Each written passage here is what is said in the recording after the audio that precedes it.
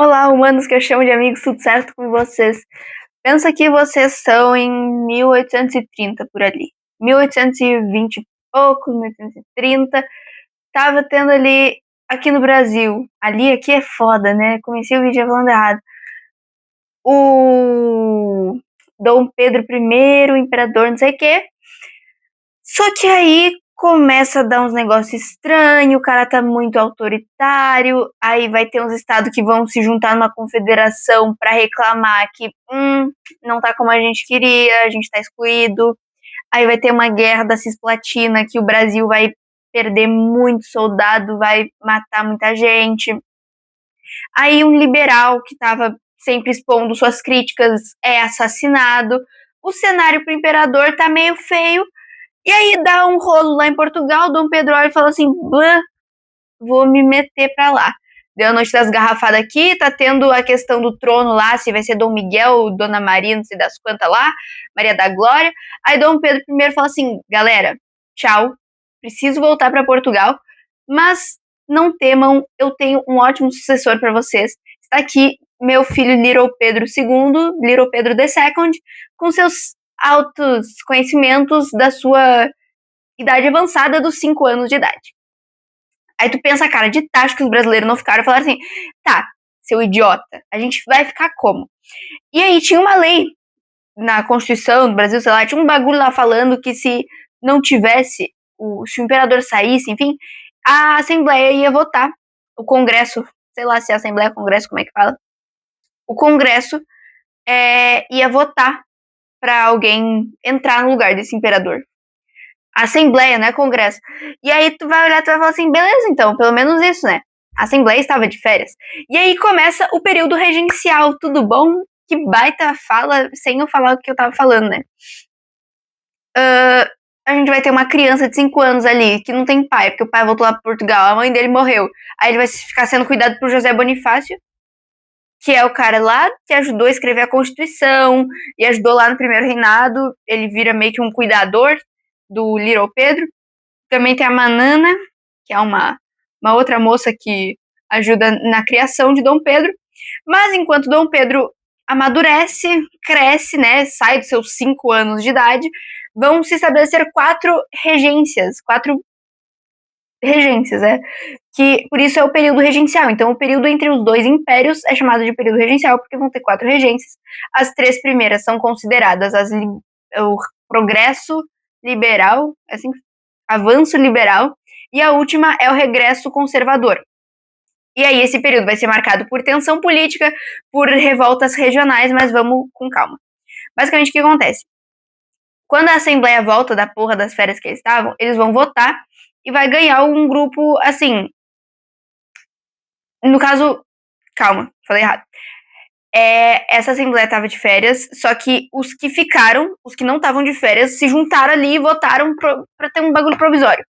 Essa regência provisória é a primeira regência, a regência trina provisória. Eles vão votar 3 caras, que eu não sei o nome, porque não decorei, não tô nem aí. São 3 caras que vão ficar no poder durante essa regência provisória pra esperar, então, todos os caras da Assembleia voltar pra poder fazer uma votação real, assim, que vai... Esqueci o que eu tava falando. Pra votar os caras que realmente vão ser da regência até que o Dom Pedrinho esteja preparado pra governar. Então, durante essa primeira... Eles vão ficar só alguns meses no poder, até porque é rápido essas férias, assim que os caras voltam já troca logo a regência, mas eles vão condenar a postura autoritária e aí vão anistiar os presos políticos, que na época os presos, eles não tinham tido um motivo para ser presos, então eles, né, receberam a anistia, porque o imperador estava perseguindo qualquer pessoa que o imperador falou assim, não tô indo muito com a cara, vai lá e prende eles e como é exílio, sei lá, foda-se. Aí, quando volta os caras da Assembleia, eles vão votar, então, agora para ter a regência trina permanente. Então, regência, quem tá regendo o país, trina, porque são 3, antes era provisória, agora é permanente. Olha meu dedinho. Durante essa regência trina permanente, vai começar um cara aí, que ele vai ser o ministro da Justiça, que é o Diogo Feijó. O Feijó vai ter uma regência só dele, mas vamos com calma. Basicamente, então, eles vão ter nesse período uma separação de grupos políticos muito clara, porque cada um tá com um interesse diferente, e antes tinha o Partido Brasileiro e o Partido Português, né? O Partido de Portugal e o Partido do Brasil, basicamente aqui no Brasil. O Partido Português queria que Dom Pedro I voltasse, e o Partido Brasileiro tava tipo assim, não, vamos tentar fazer alguma coisa aqui com o Brasil. Só que aí esses partidos vão se remoldar, então vai ser o português, grande parte dele vai se tornar no Partido dos Restauradores, que ainda querem aquela ordem antiga, o Império, monarca, tudo mais. O Partido Brasileiro, a sua maior parte vai virar o Partido dos Liberais Moderadores, moderadores não, liberais moderados, que vão ser aqueles que, por mais que eles queiram mudar certas coisas, eles não querem fazer nada muito revoltoso, eles querem uma coisa assim, um progresso aos poucos, eles querem fazer poucas mudanças, para eles não tinha problema se continuasse com o império, com o monarca, desde que tivesse uma melhor distribuição do poder. E, deixa eu ver, eles eram contrários às grandes rupturas, tá? Falei, eles, ok. E vão ter os liberais exaltados também, que aí são os liberal que não estão querendo um processo tão pacífico assim, que é tiro, porrada e bomba, entendeu? Tipo assim, os liberais exaltados, eles são um grupo mais aleatório, tipo, pingado de gente ali. Tinha gente que era grande proprietário, tinha gente que era funcionário público, e aí eles estavam olhando e falando assim, não, eu não quero mais escravidão, só que aí o outro cara lá vai falar que ele quer não sei o que, não sei o que. Então os liberais exaltados, eles eram os que queriam que o poder real fosse limitado, que tivesse maior descentralização, mas não era nada tão fixo assim que eles iam ter. Eles queriam muita autonomia das províncias, isso é fato. Esse período é marcado por essa guerra entre centralização e descentralização. Poder tá no rei, poder tá nas províncias, não sei o que. Minha orelha tá quente. Quem é que tá falando de mim? Eu sei que eu sou incrível, mas por favor, parem. Olha isso, enfim. Ok. Aí o que acontece? Tá os caras do governo olhando e falando assim, bah, meu, tá dando meio que umas, né, revoltinha por aí, os caras das províncias estão se revoltando um pouco, estão ficando meio brabo. Vai dar algum problema pra gente. E aí o Diogo Feijó, então, aconselha que eles criem a Guarda Nacional, que é esse órgão que vai acabar sendo feito para justamente impedir que ocorram, para sufocar esses levantes populares, esses levantes revolucionários revoltosos. Então a Guarda Nacional ela é criada nesse contexto para tentar conter essa loucura, assim, isso aí, aqui. E essa Guarda Nacional, ela vai acabar empoderando figuras regionais. Eu tava procurando essa parte aqui porque isso vai ser legal pra gente saber para o coronelismo depois.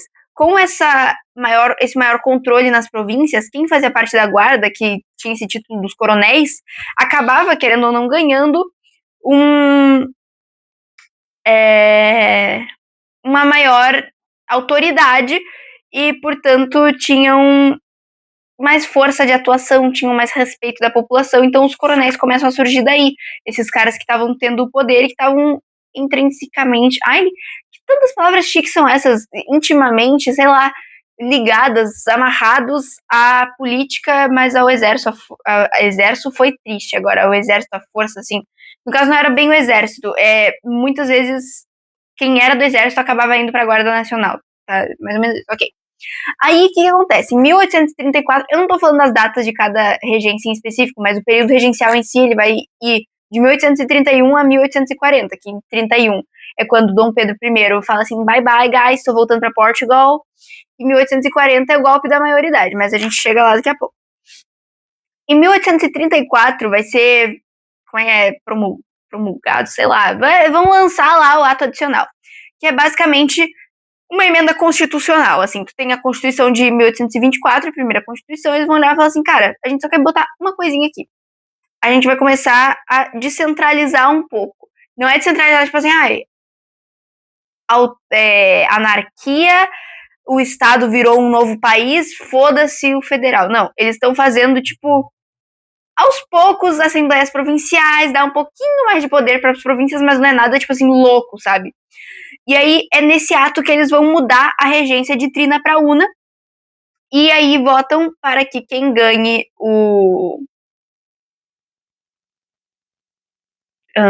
A regência una vai ser o Padre Feijó, mas é que eu esqueci de falar um negócio aqui do Código de Processo Criminal, que é bem foda-se, mas é que ele também...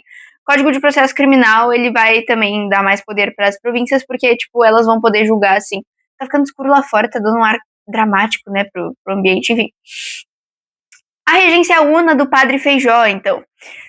O Padre Feijó, ele ainda é o último dessa onda de liberais, do progresso liberal, né, que tá acontecendo aí, e o Padre Feijó, ele é membro dos liberais moderados, então ele tá querendo fazer o Brasil ir pra frente de um jeito um pouquinho calmo e tudo mais, só que a galera começa a apertar nele e fala assim, ô Feijó, olha aí, ó, tá tendo um monte de revolta provincial, como é que é o nome? Regional, tem uma galera que tá se sentindo excluída da política, tu tem que fazer alguma coisa pra mudar. E aí o Feijó ficava assim, não, eu vou, minha autoridade aqui, ó, tu não mexe comigo não, tu não sei o que, não te mete a besta. E aí, me perdi. E aí vai ter mais uma separação, olha que coisa linda, né? O Brasil não conseguia parar de se dividir. E aí vão se dividir, então, entre os progressistas e os regressistas, os brasileiros, né? Em que os progressistas, como o nome diz, pra época eles queriam progredir, queriam ir à frente no que eles estavam pensando como o ideal liberal da época. Então seriam aqueles que queriam mais descentralização do poder, mais autonomia provincial. É só isso esse período, vocês estão entendendo? É tipo, não é que é só isso, mas é que praticamente todas as lutinhas que tá tendo aí interna na política e em todos os campos da sociedade são pela centralização e descentralização. E aí, esse era o partido do avanço, né? Ai, partido liberal, o avanço liberal e, em contrapartida, o regresso conservador. Os conservadores, que seriam os regressistas, eles queriam esse poder central, eles queriam, né, não vamos deixar as províncias fazerem o que elas bem entenderem. Só que aí o Feijó começa a ser meio autoritário, ele começa a fazer com que as pessoas fiquem, tipo, o parlamento começa a se opor a ele, tá te metendo muito a besta, Feijó, tu tá indo muito longe, tu não tá sendo tão democrático assim, até porque dar mais autonomia para as províncias não significava querer ser mais democrático ou bonzinho, porque esses caras que estavam no poder tinham muito poder, né? Mas muitas vezes, se tu descentralizasse o poder, as elites locais iam ser favorecidas. Eles eram parte das elites locais, então no fundo eles só queriam se favorecer também. Então não vamos muito longe com essa loucura. E aí o Padre Feijó vai renunciar, então, porque começa a surgir uma onda de conservadorismo lá no Rio de Janeiro. E aí o Padre Feijó fala assim, não tem como, eu vou largar. E aí Araújo Lima pega o cargo. Araújo Lima vai, então, ser do período do regresso conservador. E aí, basicamente, o que vai acontecer... Meu Deus, minha orelha tá muito vermelha, olha isso. Cara, que coisa louca. Como tava tendo tanta essa agitação social no período, tava tendo aqueles levantes populares lá nos Cafundó, e aí os caras olhando assim, não, a gente tem que controlar isso. Eles começam a limitar a liberdade, usar isso como um argumento, e aí vai ser lançada a lei interpretativa do ato adicional durante a regência do Araújo Lima, que ela é basicamente um só que no só que, porque aquele ato adicional já era um só que, para a Constituição já era botar só que tal coisa, né? Além do que já está escrito, a gente vai botar mais uma coisa, e aí a lei interpretativa interpretando, ou seja, falando, não, a gente tem que reinterpretar, porque na verdade o que está escrito ali foi interpretado errado na época, não era isso que a gente queria dizer. E aí basicamente eles começam a tentar, tipo, diminuir o poder provincial com essa lei interpretativa do ato adicional. Eu até rimei, olha como eu sou incrível. E aí vai começar, então, nesse período agora, vão estar tendo duas coisas, né? Vão estar tendo as revoltas regionais, que já estão acontecendo há um tempinho ali, desde a regência do Feijó, e também vai ter uma noção popular de falar assim, cara, a gente quer que Dom Pedro entre pro poder. Foda-se que o maluco é criança, ele vai subir pro poder. Então, vou falar das revoltas regionais bem resumidamente, sobre o caráter delas, as motivações, alguma coisa especial que possa ter acontecido ou não, e depois eu vou falar rapidamente sobre o golpe da maioridade, e aí já vou falar depois no outro vídeo sobre o segundo reinado, que aí é quando Dom Pedro II assume. A minha franja parece que eu cortei em casa, mas eu juro que não, tá? Ela só tá estranha mesmo, não sei o que aconteceu. Basicamente, algumas das revoltas regionais, a maioria delas tem esse caráter de a gente quer mais poder pra gente, né? E tem muitas com caráter popular, mas outras com caráter de elite também. Uma de caráter popular é a revolta dos malês, que malês eram os nomes, os malês eram os escravizados muçulmanos que ficavam lá na Bahia, e basicamente eles vão estar olhando assim, eles vão estar falando assim, cara, a gente quer que a gente seja liberto, primeiramente, né, porque os caras que estavam fazendo a revolta, eles não iam querer continuar presos. Preso não preso as amarras que a sociedade botou neles. E também tinha uma ideia de fazer no Brasil, na Bahia, um governo islâmico, né, que é uma ideia que, assim, caso vocês não tenham percebido, não foi tão pra frente assim. Ela era de caráter popular, mas ela foi contida em pouquíssimos dias, até porque eram os caras que não tinha nem um pouco de força física contra o governo que estava pressionando eles, né? E as ideias deles, então, não saem do papel, não estamos vivendo um governo islâmico. A revolta da cabanagem, não sei se é revolta, cabanagem, ela surge no Pará, ela também tem caráter popular, e basicamente é aquela galera lá do norte falando assim, cara, a gente tá abandonado, tu vai lembrar, que a Confederação do Equador já tinha esse mesmo ar de abandono dos estados, das províncias que o Brasil largou de mão. Então a cabanagem tem muito a ver com isso. E as forças do governo também tomam medidas para acabar com o conflito. Aí aqui já tem uma que é mais elitista, que é a Sabinada. Sabinada é porque tinha um médico elite, né, que é o Francisco Sabino, e basicamente eles não queriam vir participar de uma revolta que estava acontecendo aqui, eles não queriam continuar sendo mandados e tudo mais.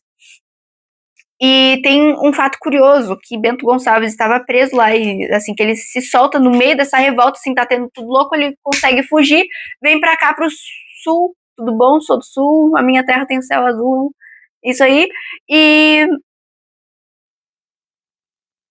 me perdi. E aí ajuda aqui na Guerra dos Farrapos, a icônica que estava acontecendo aqui, com figuras como Bento Gonçalves, que eu acabei de falar, Anitta e eu esqueci o nome do Garibaldi, não sei, enfim. Basicamente, a Guerra dos Farrapos, ela tem um ar, primeiro, que não tinha nem tanta vibe emancipacionista. Eles estavam olhando o Shark argentino, uruguaio, entrar no Brasil e falando assim, tá mais barato pro Shark deles entrar aqui do que o nosso. Isso é uma palhaçada? Vocês não estão querendo identidade nacional? Qual é? Porque o Shark nacional vocês estão desfavorecendo. E aí, eles vão começar essas revoltas por conta dessa indignação para tentar tomar o poder de fazer uma coisa radical e não sei o quê. Em 20 de setembro, que é comemorado, né, eles tentam tomar Porto Alegre porque era uma cidade imperial, altamente assim, influenciada pelo Império, que ela fica resistindo, então eles vão e eles tomam Piratini como a capital, que eles conseguiram pegar melhor do que Porto Alegre, né. E tem uma figura aqui que, calma aí, deixa eu só falar rapidão. Então, as exigências que eles queriam era a libertação de escravos, porque muitas vezes, quando eles estavam lutando junto dos escravos, eles viram, cara, esse cara é humano igual eu quero que ele seja liberto. Mesmo os homens brancos estavam participando dessa vibe de liberação dos escravos. Libertação. E também eles queriam impostos sobre o Shark estrangeiro, porque ele estava sendo mais favorecido do que o Shark do Sul. Aí vai ter um evento que é o Massacre dos Porongos, e também tem o Duque de Caxias, mas eu vou primeiro falar sobre o Massacre dos Porongos. Basicamente, tinham 2 acampamentos já pro fim da guerra, tava se assinando a paz do Ponte Verde. E aí eu vou falar do Duque de Caxias ao mesmo tempo aqui. O Duque de Caxias, na época, ele era visto como esse pacificador que saía por aí e ia em todas as guerras que o governo mandasse, e ele ia conseguir pacificar todas e assinar os tratados para acabar com todas elas. E aí, em 1842, então, vai ser assinada a Paz do Ponte Verde, em que o governo imperial, no caso regencial aqui na época, né, mas enfim, o governo federal ia falar ali pros caras da província, gente, vamos pacificar, a gente vai fazer alguma coisa, a gente vai dar um jeito de ajudar vocês, a gente não vai, né, continuar essa luta aqui contra vocês. Os caras assinam, e aí tem 2 acampamentos ali perto, quando a paz estava sendo assinada e tudo mais, já tinha sido assinado, não sei direito, foda-se, e que um desses acampamentos era dos soldados e o outro era dos lanceiros, que eram os mais, tipo assim, inferiores socialmente falando. E as tropas imperiais vão atacar os lanceiros. Eles atacam, massacre dos porões, eles massacram o acampamento dos lanceiros. O que vai ficar tipo assim, cara, tava assinando a paz, mas não era tão pacífica assim, né?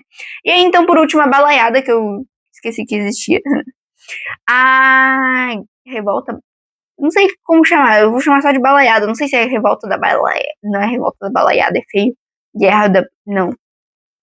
Que é basicamente uma insatisfação com a presidência. Então já tá intrinsecamente. Ai, eu adoro essa palavra. Intrinsecamente ligado com o que estava por vir, que era o governo de Little Pedro II. E então, basicamente, eles vão olhar pra essa presidência e falar assim, cara, a gente quer o Pedro, tá ligado? A gente quer um imperador. A gente não quer essa coisa de regente que não sei o quê. A gente só devolve, eles meio que sequestram as províncias. Não é que sequestram, mas é tipo assim, a gente só vai devolver o poder provincial para o governo federal, a gente só vai parar de buscar cada vez mais autonomia se vocês nos derem Dom Pedro. Então, tem até um clube, clube da maioridade, que são os liberais que estão fazendo isso, né? Estão querendo que o imperador venha, não sei o quê. Isso é bem engraçadinho, né? Tipo um fã-clube de Dom Pedro II. E aí, então, vai ter o golpe da maioridade em 1840. Mas a gente não vai falar disso agora, porque esse vídeo já está longo e ele foi só sobre o período regencial. E eu tenho que falar agora sobre o segundo reinado. Então era isso.